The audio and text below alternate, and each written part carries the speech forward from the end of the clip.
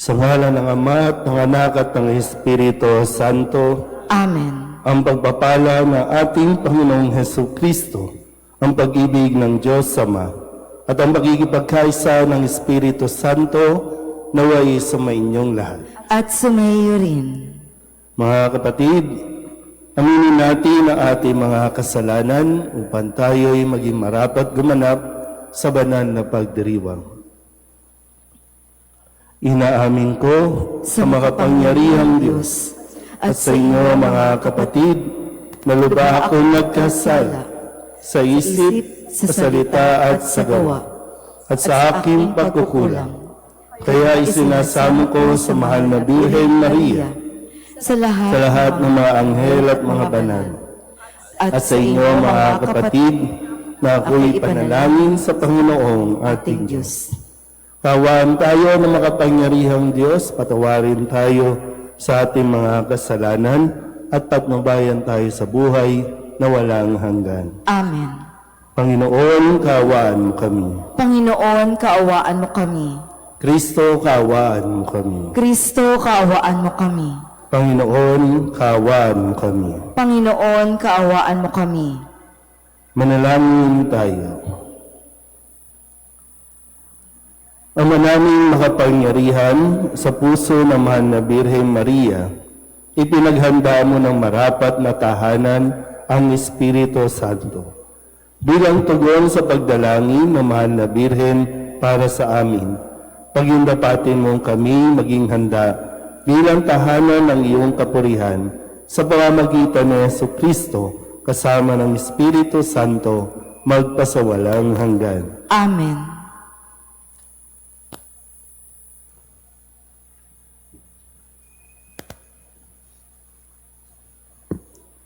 Pagbasa mula sa aklat ni Propeta Isaías. Itong lahi ng aking bayan ay makikilala sa lahat ng bansa. Pati anak nila'y makikilala rin sa gitna ng madla. Sila'y kikilanling anak ng Panginoon saan man makita. At tatawaging bayang pinagpala, hinirang ng Panginoon. At ang Jerusalem, sa ginawang ito'y pawang malulugod. Anak at dalagay gayak ay pangkasal. Siya'y parang dinamtan ng kaligtasan at pagtatagumpay. Kung paanong ang binhi ay tiyak na tutubo at sisibol. Gayon ang pagliligtas ng Panginoon sa bayang kanyang hinirang. Dahil dito, lahat ng bansa ay magpupuri sa Kanya. Ang salita ng Diyos. Salamat sa Diyos. Diyos kong tagapagligtas, pinupuri kitang wagas. Diyos kong tagapagligtas, pinupuri kitang wagas. Pinupuri ko kayo poon dahil sa kaloob ninyo sa akin. Pinagtatawanan ko ngayon ang aking mga kaaway sapagkat iniligtas niyo ako sa kadustaan. Diyos kong tagapagligtas, pinupuri kitang wagas. Nagapi ninyo ang mga makapangyarihan at pinalalakas ninyo ang mahihina. Kaya ang dating mayayaman ay nagpapaupa para mabuhay. Masaga na ngayon ang dating maralita, ang dating baog, nagsilang ng mga anak. At ang maraming supling ay sa lungkot na sadlak. Diyos kong tagapagligtas, pinupuri kitang wagas. Kayo poon ay may kapangyarihang magbigay o bumawi ng buhay. Maaari ninyo kaming patayin, maaari ring buhayin. Maaari ninyo kaming payamanin o paghirapin. Maaari ring ibaba o itaas. Diyos kong tagapagligtas, pinupuri kitang wagas. Mapadadakila ninyo kahit ang pinakaaba. Manghahango sa kahirapan kahit ang pinakadukha. Maihahanay ninyo sila sa mga maharlika. Mabibigyan ng karangalan kahit na ang dustang dusta. Diyos kong tagapagligtas, pinupuri kitang wagas. Magsitayo na po ang lahat.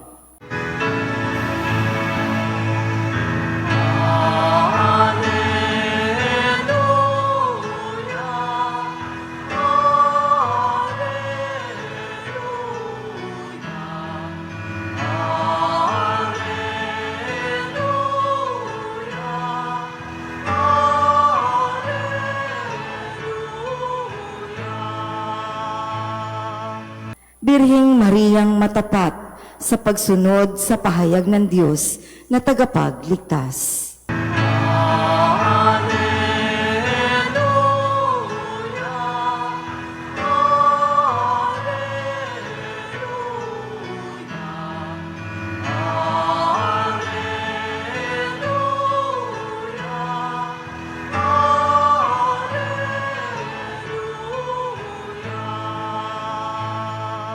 Sumainyo ang Panginoon. At sumaiyo rin. Ang mabuting balita ng Panginoon ayon kay San Lucas. Papuri sa iyo, Panginoon.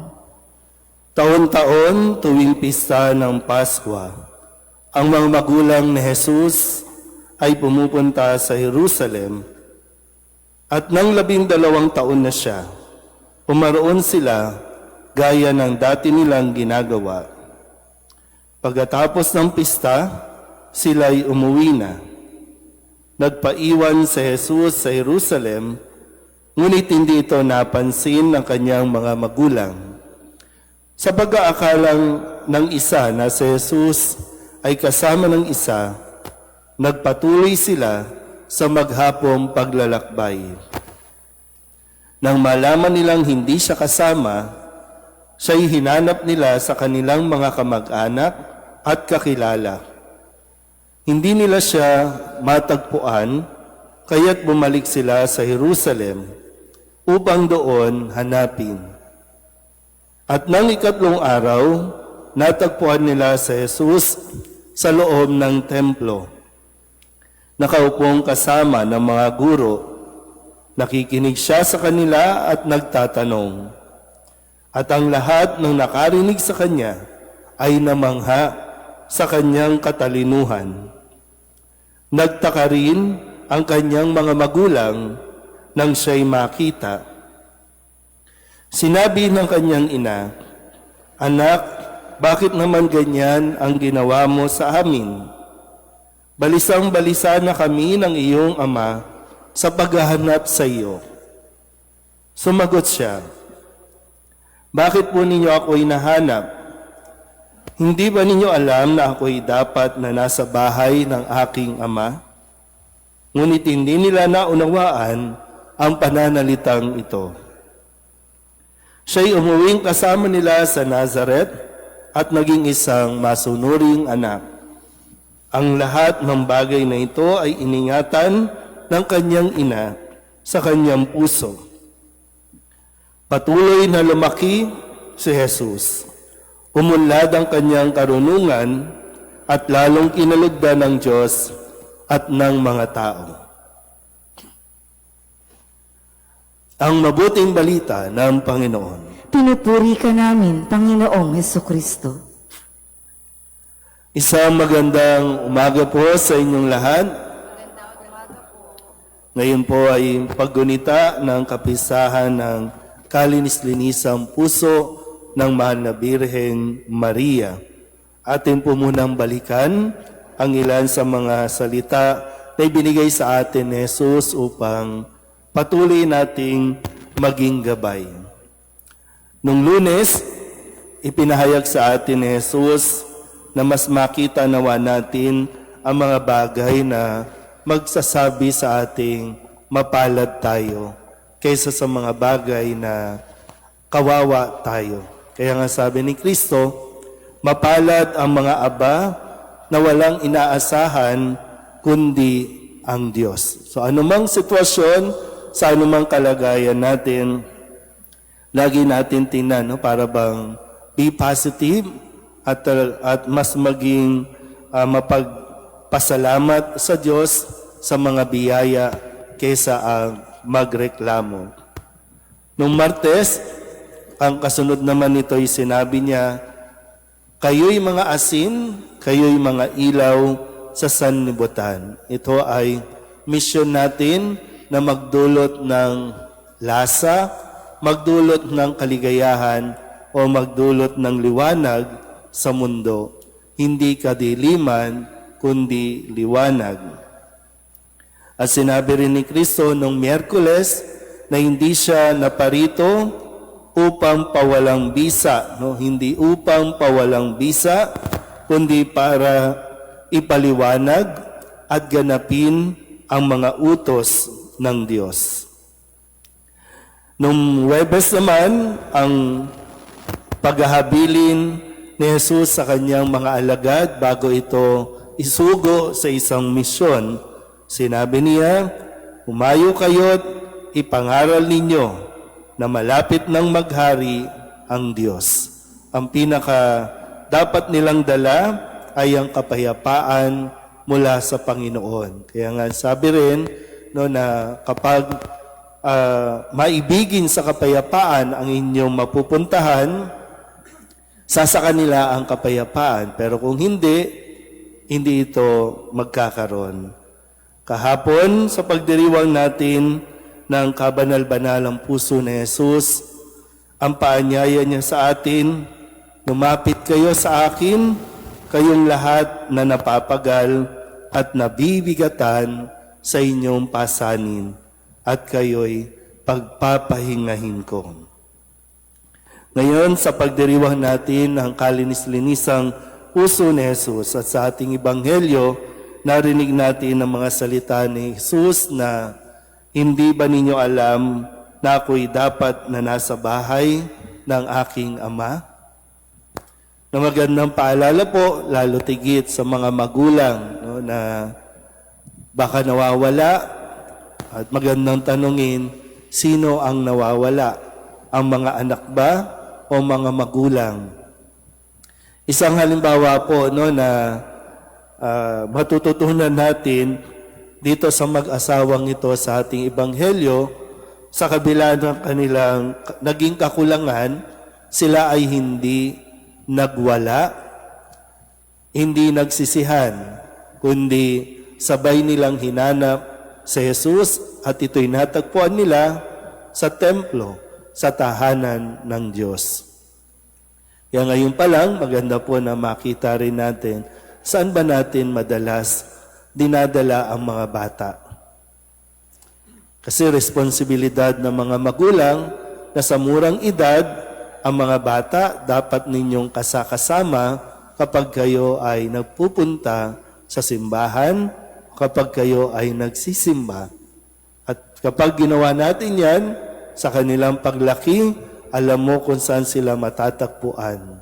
Kaya ngayon, kung titingnan din natin, nasaan ang mga bata, nasaan ang kabataan, kung hindi nasa mall, nasa lansangan, kung hindi man nakatambay sa social media. Kaya nawa, no, makita natin yung kahalagahan na ang mga magulang dinadala ang mga anak sa simbahan. Amen?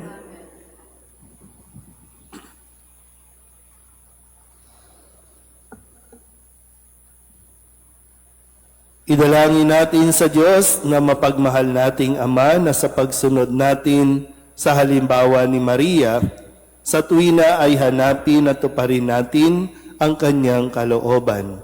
Ang ating pong itutugon, ilapit mo kami sa iyo, O Ama.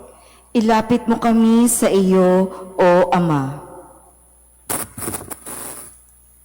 Ang simbahan naway maipakita ang kababaang loob ni Maria sa pamamagitan ng kusang loob na paglilingkod sa Diyos at sa tao. Manalangin tayo sa Panginoon. Ilapit mo kami sa iyo, O Ama. Si Kristo naway makatagpo ng isang bukas na tahanan sa mga puso ng mga tao, katulad na natagpuan niyang nakahandang tirahan kay Maria. Manalangin tayo sa Panginoon. Ilapit mo kami sa iyo, O Ama. Ang tunay na diwa ng pananalangin naway tumimo ng malalim sa puso ng mga tao upang marinig nila ang daing ng mga dukha kung paanong lumagos ito sa kalinisingisang puso ni Maria. Manalangin tayo sa Panginoon. Ilapit mo kami sa iyo, O Ama. Ang mga may karamdaman sa katawan at pag-iisip naway makatagpo ng kagalingan at ginhawa sa makapangyarihang pamamagitan ni Maria. Manalangin tayo sa Panginoon. Ilapit mo kami sa iyo, O Ama. Upang mamayani ang kapayapaan sa gitnang silangan at sa buong mundo, at ipag-adya nawa ang sangkatauhan sa karahasan, kasakiman at pang-aabuso ng kapangyarihan na nagdudulot ng paghihirap at kamatayan sa marami. Manalangin tayo sa Panginoon. Ilapit mo kami sa iyo, O Ama. Upang ang lahat ng mga nagdurusa dahil sa kalupitan ng digmaan ay daglian ng makaranas ng kapayapaan at mabuhay ng may kapanatagan at kalayaan. Manalangin tayo sa Panginoon. Ilapit mo kami sa iyo, O Ama. Ang mga nasa bingit ng kamatayan naway umasa kay Maria bilang pinanggagalingan ng kanilang lakas at kaginhawahan ng loob. Katulad noong siya ay nakatayo sa paanan ng krus ng kanyang anak. Manalangin tayo sa Panginoon. Ilapit mo kami sa iyo, O Ama. Idulog din natin sa Panginoon ang ating mga personal na kahilingan at mga panalangin para sa ating mga pamilya, kasama din ang mga kahilingan ng mga nanonood sa online. Lahat ng mga misang pasasalamat, special na intensyon, agarang paggaling ng mga may sakit, ang lahat ng mga kaluluwa na iniling na ipagdasal sa misang ito.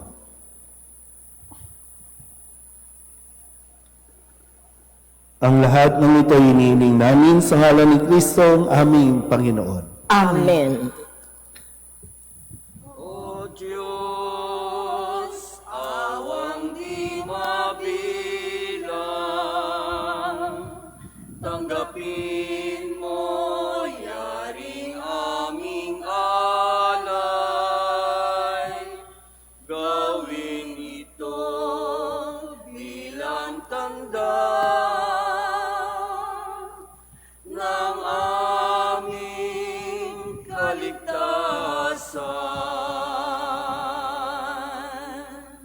Narito, O Ama, alak at tinapay, bunga ng lupa at ng aming paggawa.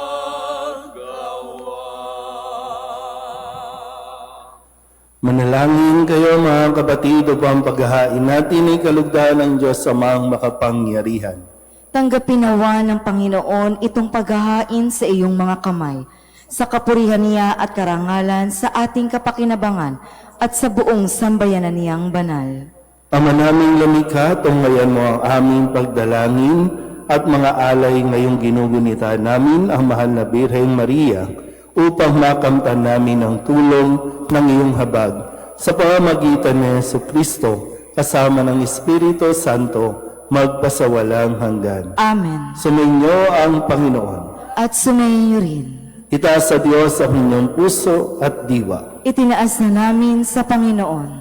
Pasalamatan natin ang Panginoong ating Diyos. Marapat na siya ay pasalamatan. Ama naming makapangyarihan, tunay nga marapat na ikaw ay aming pasalamatan ngayong ginugunita ang kalinis-linisang puso ng Birheng Maria. Bukod mong pinapala sa babaeng lahat, ang mahal na Birheng totoong mapalad na iyong piniling maging ina ng iyong anak nung isugo mo siya bilang aming Mesiyas. Sa kapangyarihan ng Espiritong Banal, ang Birheng Maria ay naging inang tunay ng iyong anak na kanyang isinilang bilang liwanag nitong sanlibutan.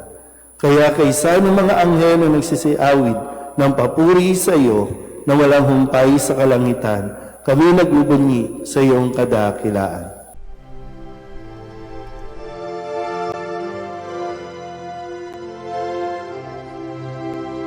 Santo, Santo, Santo, Panginoong Diyos makapangyarihan, napupuno ang langit at lupa ng kalwalhatian mo.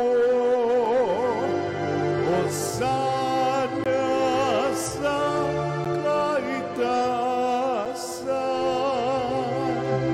pinagpalang na paririto sa ngalan ng Panginoon.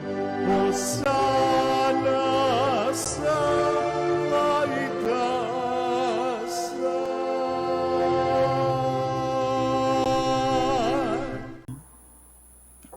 Ama naming banal, ikaw ang bukal ng tanang kabanalan. Kaya't sa pamamagitan ng iyong Espiritu, gawin mong banal ang kaloob na ito upang para sa aming maging katawan at dugo ng aming Panginoong Hesu Kristo. Bago niya pinagtiis ang kusang loob na maging handog, hinawakan niya ang tinapay, pinasalamatan kaniya, pinaghati-hati niya iyon, iniabot sa kanyang mga alagad at sinabi, "Tanggapin ninyong lahat ito at kanin, ito ang aking katawan na ihahandog para sa inyo."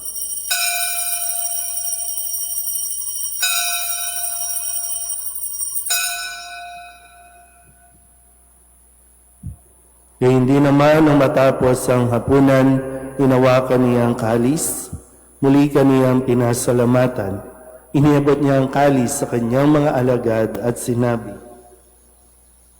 "Tanggapin ninyong lahat ito at inumin. Ito ang kalis ng aking dugo, ng bago at walang hanggang tipan. Ang aking dugo na ibubuhos para sa inyo at para sa lahat, sa ikapagpapatawad ng mga kasalanan.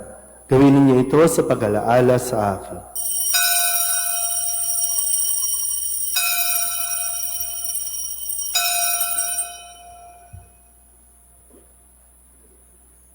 Ipagbunyi natin ang misteryo ng pananampalataya. Si Kristo'y namatay, si Kristo'y nabuhay, si Kristo'y babalik sa wakas ng panahon. Ama, ginagawa namin ngayon ang pag-alaala sa pagkamatay at muling pagkabuhay ng iyong anak. Kaya tiniaalay namin sa iyo ang tinapay na nagbibigay buhay at ang kalis na nagkakaloob ng kaligtasan. Kami nagpapasalamat dahil kami iyong minarapat na tumayo sa harap mo para maglingkod sa iyo. Sinasama namin kami nagsasalo-salo sa katawan at tugo ni Kristo ay mabuklod sa pagkakaisa sa pamamagitan ng Espiritu Santo. Ama, lingapin mo ang iyong simbahang laganap sa buong daigdig. Puspusin mo kami sa pag-ibig kay San Leon na aming Papa at ni Jose na aming Obispo at ng Tanang Kaparian. Alalahanin mo sina Salvador at Estrella na tinawag mo mula sa daigdig na ito. Nung sila'y binyagan, sila'y nakaisa ni Kristo sa pagkamatay. Ngayong sila'y pumanaw, naway makaisa sila ni Kristo sa pagkabuhay. Alalahanin mo rin ang mga kapatid naming nahinglay na may pag-asang sila'y muling mabubuhay, gayon din ang lahat ng mga pumanaw. Kawaan mo sila at patuloyin sa iyong kaliwanagan. Kawaan mo at pagindapating kaming lahat na makasalo sa iyong buhay na walang wakas. kaysa ng mahal na Birheng Maria na ina ng Diyos, ng kabiyak ng puso niyang si San Jose, kaysa ng mga apostol at ng lahat ng mga banal na namuhay dito sa daigdig na kalugod-lugod sa iyo, may pagdiwang nawa namin ang papupuri sa ikararangal mo sa pamamagitan ng iyong anak na aming Panginoong Heso Kristo. Sa pamamagitan ni Kristo, kasama niya sa Kanya, ang lahat ng parangal at papuri ay sa iyo, Diyos amang makapangyarihan, kasama ng Espiritu Santo, magpasawalang hanggan. Amen.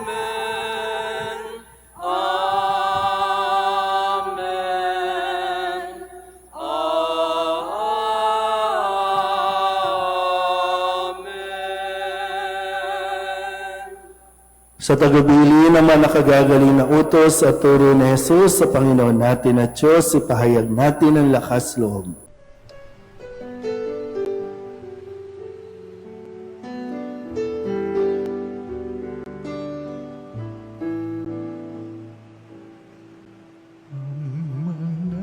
namin sumasalang ka, sambahin ang ngalan mo, mapasamin ang kaharian mo, sundin ang loob mo. Dito sa lupa para nang sa langit, bigyan mo po kami ngayon ng aming kakanin sa araw-araw at patawarin mo kami sa aming mga sala para ng pagpapatawan namin sa nagkakasala sa amin. At huwag mo kaming ibang dulot sa tukso, at yadya mo kami sa lahat ng masama. Hinihiling namin kami iadya sa lahat ng masama, pagkalooban ng kapayapaan araw-araw, iligtas sa kasalanan at ilayo sa lahat ng kapahamakan, samantalang aming pinananabikan ang dakilang araw ng pagpapahayag ng tagapagligtas naming sa Yesu Kristo. Sapagkat iyo ang kaharian at ang kapangyarihan at ang kapurihan, magpakailanman. Amen. Panginoong Heso Kristo, sinabi mo sa iyong mga apostol, kapayapaan ang iniiwan ko sa inyo, ang aking kapayapaan ang binibigay ko sa inyo. Tunghayan mo ang aming pananampalataya at huwag ang aming mga pagkakasala.